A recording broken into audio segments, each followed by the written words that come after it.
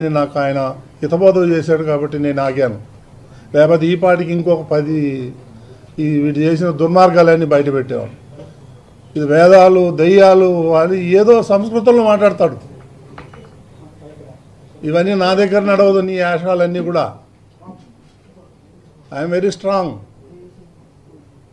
తగ్గేదే లేదు. ఏం వీడియోలు పెడతాడండి ఆయన? ఇప్పుడు ఏదైతే వీడియోలు పెట్టాడో వాళ్ళ ఫ్యామిలీ మా ఫ్యామిలీ మోర్ దెన్ 30 years నుంచి మాకు ఫ్యామిలీ పరిచయాలు ఉన్నాయి. వాళ్ళ ఇంటికి మేము పోతాం, మా ఇంటికి వాళ్ళు వస్తారు. అంత మాత్రాన అసలు కొన్ని చోట్ల వీడియో మార్పింగ్ చేయడం జరిగింది. ఆ చేసే గాడిదలు సరిగా కూడా చేయలే. మళ్ళా నేను ఎన్నిసార్లు చూసినా అందులో నాకేం తప్పు కనిపించలే.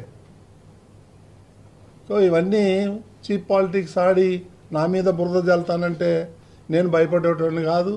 నేను నీలాగా రిజైన్ చేయమంటే చేసేవాడిని కూడా కాదు. ఇవన్నీ కూడా వాస్తవాలన్నీ కూడా నేను ఇమీడియట్గా కంప్లైంట్ ఇవ్వడం జరిగింది.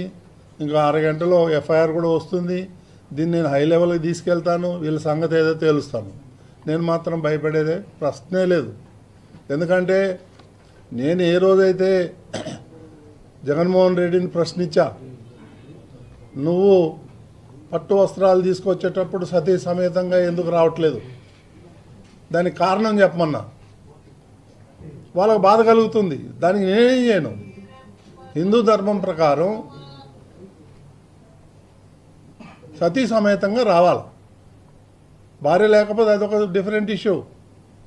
గతంలో రాజశేఖర్ రెడ్డి రాలేదు, జగన్మోహన్ రెడ్డి రాలేదు. ఈ